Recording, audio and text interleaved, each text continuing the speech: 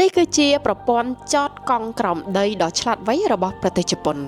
នបានរកឃើញវិធីដ៏អស្ចារ្យមួយដើម្បីដោះស្រាយបញ្ហាចំណតកង់សម្រាប់ប្រជាជនរបស់ខ្លួនដោយសារផ្លូវជាច្រើនទៅចង្អៀតនិងពោពេញដោយកង់ការស្វែងរកកន្លែងចតកង់អាចជាការលំបាកទោះបីជាអ្នកអាចចតបានក៏ដោយក៏ការស្វែងរកកង់របស់អ្នកនៅពេលក្រោយអាចចំណាយពេលយូរដូចគ្នាដើម្បីដោះស្រាយបញ្ហានេះប្រទេសជប៉ុនបានបង្កើតប្រព័ន្ធចំណតកង់ក្រោមដីនៅលើផ្ទៃរបស់វាមើលទៅដូចជាតូបតូចមួយប៉ុន្តែនៅខាងក្នុងវាផ្ទុកកង់រាប់រយនៅក្នុងកន្លែងដ៏តូចមួយនេះជារបៀបដែលវាដំណើរការដាក់កង់របស់អ្នកទៅក្នុងរន្ធដែលបានកំណត់អូសកាតដើម្បីចូលដំណើរការហើយចុចប៊ូតុងចតប្រព័ន្ធរបស់ចំណតកង់នឹងយកកង់របស់អ្នកទៅក្រោមដីដោយស្វ័យប្រវត្តិនៅពេលដែលអ្នកត្រូវការកង់របស់អ្នកមកវិញគ្រាន់តែអូសកាតរបស់អ្នកម្ដងទៀតប្រព័ន្ធនឹងស្គាល់កង់ហើយនាំវាឡើងមកលើវិញក្នុងរយៈពេលត្រឹមតែ10វិនាទីប្រព័ន្ធដ៏ឆ្លាតវៃនេះសន្សំសំចៃកន្លែងការពារកង់ពីការលួចនិងធ្វើឲ្យការចតមិនមែនជាបញ្ហាតទៅទៀតសៀវភៅជាសំឡេង300ក្បាលចំណាយត្រឹមតែ 10000 រៀលប៉ុណ្ណោះក្នុងមួយខែសម្រាប់លោកអ្នកដែលរវល់មមាញឹកនឹងការងារគ្មានពេលអានសៀវភៅ